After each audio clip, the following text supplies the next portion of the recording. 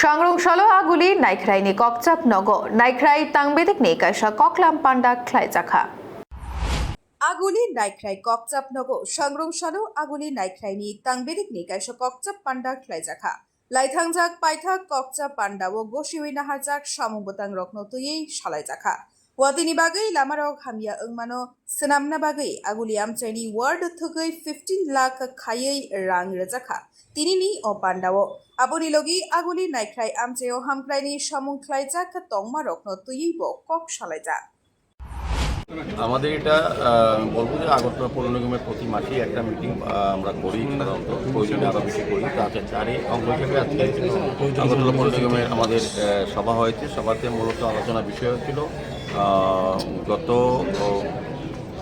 যে বৃষ্টি হয়েছিল আগরতলা শহরে, তো দ্বিতীয় দ্রুততার সহিত জল নেমে গেছে।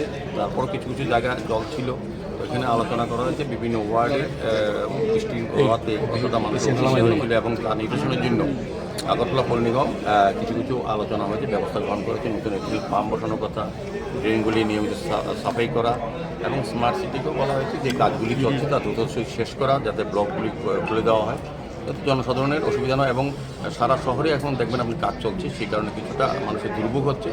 আমার বিশ্বাস এবং প্রত্যাশা যে এই কাজগুলি শেষ হলে পরে আগরতলা শহরের জল আরও দ্রুত সহিত নেমে যাবে এবং বেশিক্ষণ জল থাকবে না শহরে, সেভাবেই ব্যবস্থা গ্রহণ করা হচ্ছে। এটা আলোচনার বিষয় এবং সার্বিক বিভিন্ন ওয়ার্ডে যে কাজগুলি চলছে তার কতটা অগ্রগতি এবং কোথায় কী অসুবিধা সেভাবে চিন্তা করা হচ্ছে। এবং আমরা প্রতিটি ওয়ার্ডে, যেহেতু বৃষ্টি হওয়ার পর কিছু রাস্তা ড্রেন কিছুটা নষ্ট হয়েছে, আমরা প্রতিটি ওয়ার্ডে আজকে 15 লক্ষ টাকা করে আমরা দিয়েছি, যাতে এই কাজগুলি করা যায় দ্রুত সহিত। প্রতিটি ওয়ার্ডে 15 লক্ষ টাকা করে আমরা দেওয়া হয়েছে।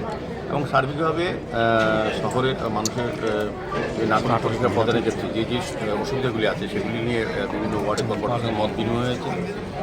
আজকে আমাদের নতুন কমিশনার যিনি উনিও ছিলেন সহ আমাদের ডেপুটি মেয়র এবং এমআইসি মেম্বাররা, জোনাল চেয়ারপারসনগণ, কর্পোরেটরগণ, আধিকারিকগণ, সার্বিকভাবে সমস্ত বিষয় নিয়ে মোটামুটি আলোচনা হয়েছে। মশার একটা উপদ্রব, এই বিষয় নিয়ে কি কোনো আলোচনা হয়েছে, কীভাবে নিয়ন্ত্রণ করা যায়? না, আমাদের এটা আলোচনা হয়েছে। মশার উপদ্রব বলতে আমরা গত বাজেটে মশা যাতে উপদ্রব কমানো যায়, তাকে রক্ষা করা যায়, সেক্ষেত্রে আমরা 5 গুণ অর্থ বৃদ্ধি করা হয়েছে। সেই অনুযায়ী আমাদের কাজ চলছে।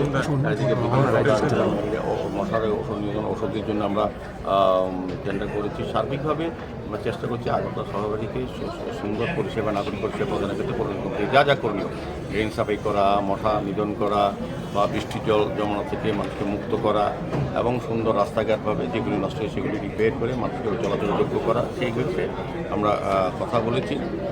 এবং আমাদের যে সিটি হসপিটাল, এটার অগ্রগতি সম্বন্ধেও আলোচনা হয়েছে।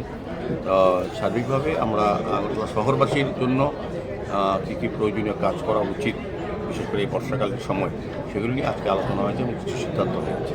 যে টাকাটা ধার্য করা হয়েছে আজকের এই মিটিংয়ে 15 লাখ টাকা করে, এটাতে কী কাজ করা হবে? মানে এটা মেনটেন্যান্স ওয়ার্ক, ড্রেন, যেখানে যেখানে কালভার্ট, সেখানে আমরা রাস্তা নষ্ট হয়ে গেছে, সেগুলি পরে আমরা প্রতি সময় দিয়ে থাকি। তো আমরা এবারও 15 লক্ষ টাকা দিয়েছি, যাতে এর মধ্যে এই কাজগুলি দ্রুত ওয়ার্ডে যেটা প্রয়োজন, সবটাই এই টাকা দিয়ে সবটা ওয়ার্ডে সব কাজ করা সম্ভব হবে না। আমরা অনেক কাজ অলরেডি করে ফেলেছি, গত 3 বছরে প্রচুর কাজ করা হয়েছে।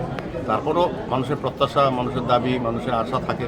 আগরতলা পৌর নিগম, আমাদের সরকার যেহেতু রাজ্য সরকার কাজ করছেন, উন্নয়নের কাজ করছেন, আমাদের পৌর নিগম কাজ করছেন, আমাদের স্মার্ট সিটি লিমিটেড কাজ করছেন, আমাদের নগর দপ্তর, পূর্ত দপ্তর, সবাই মিলে আগরতলা শহর সহ সারা রাজ্যে যে উন্নয়নের সঙ্গে কাজ হচ্ছে, সেই কারণে মানুষের প্রত্যাশা বেড়ে গেছে। সেই অনুযায়ী আমরা কাজ করার চেষ্টা করছি। Bureau report, খুম্পুই।